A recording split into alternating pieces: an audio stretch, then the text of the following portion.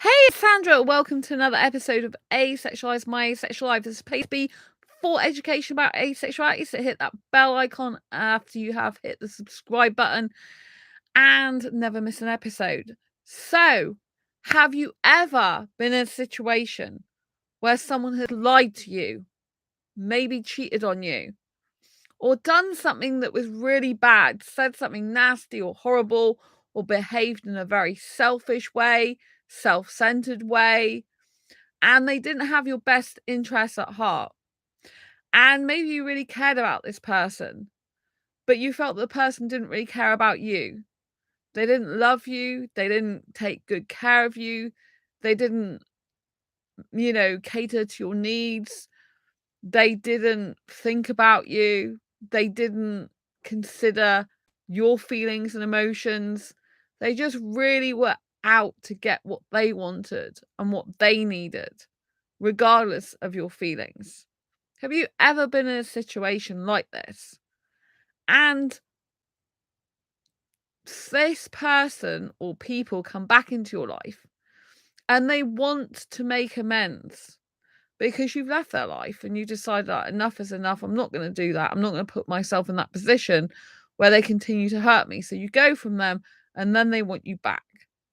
And then they think that saying sorry is going to do it. And you're just going to go back to them. So what happens in this case scenario? So if you don't know who I am Sandra Bellamy, author of this awesome Asexual Perspectives book out on Amazon, Barnes& and Noble, Waterstones and Blackwell's websites.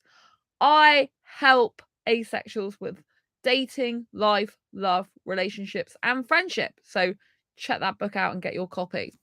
So yeah, in the circumstances where someone has been interested in you, but they didn't do right by you, they maybe lied about some stuff, maybe cheated, were dishonest, and they didn't give you the care, love, and attention that you needed.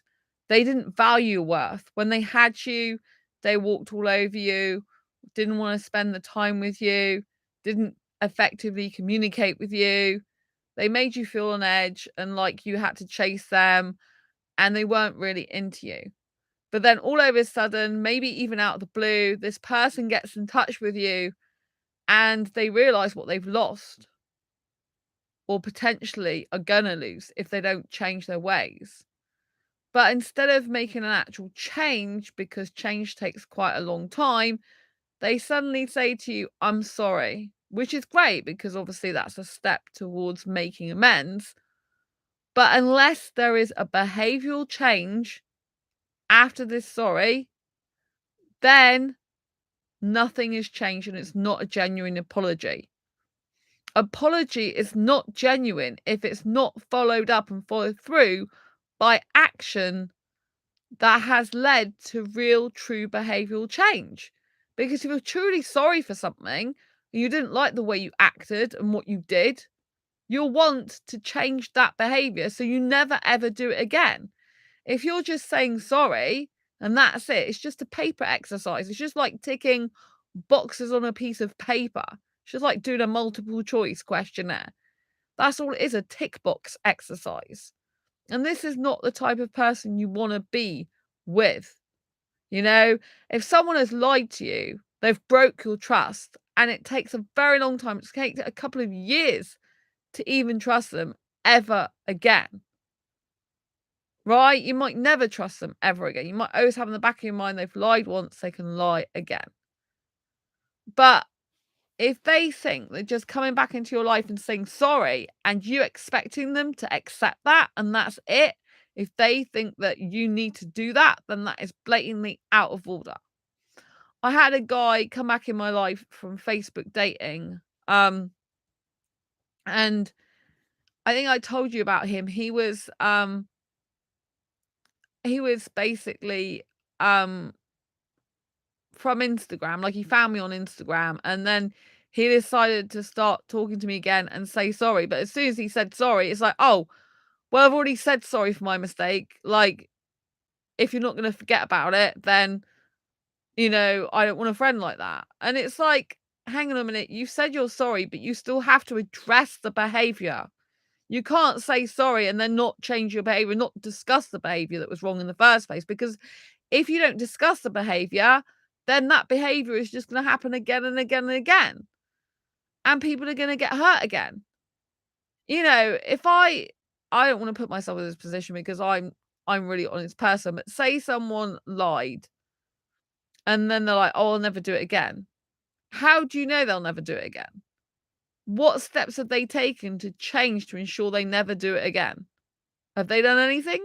If the answer is no, then they've not changed, right? If a person's got a problem with the communication skills and they say, "Sorry, I understand I got my problems with my communication skills," but then they do nothing to improve their communication skills with you, then it's not a genuine apology. They're not sorry they hurt your feelings for not being able to communicate effectively with you, because they haven't done anything about it.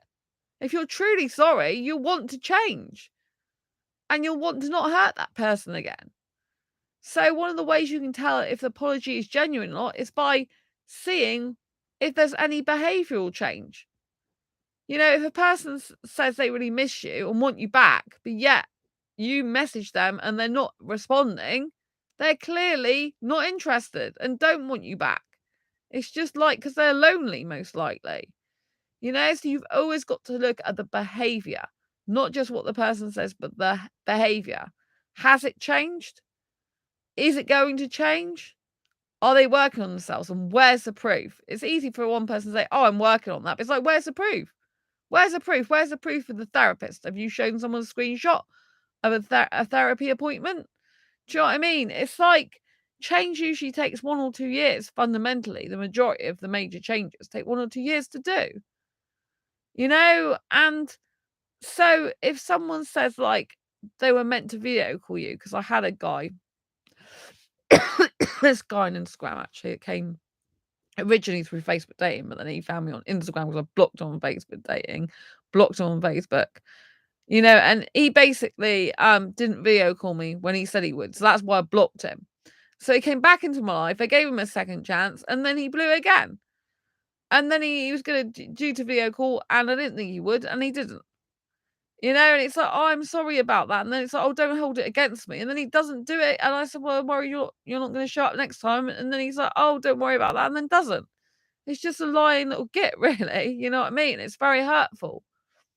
So always remember that if you want to say sorry to someone and be genuine about it, you genuinely have to make a change in your life and the way you do things, because you can't say to someone you're sorry yet not do anything that caused, anything about what caused those issues in the first place to be sorry about.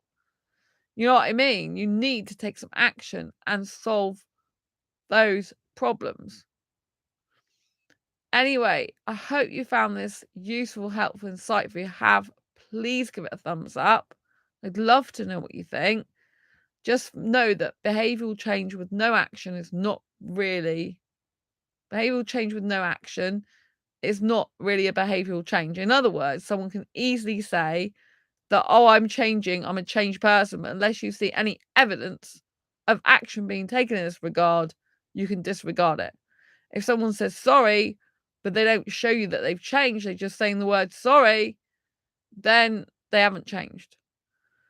Anyway, don't forget to give this video a thumbs up if you like it, subscribe if you haven't already, and hit the bell icon so you never miss an episode. Lots of love to you. I'll see you soon on this video live stream.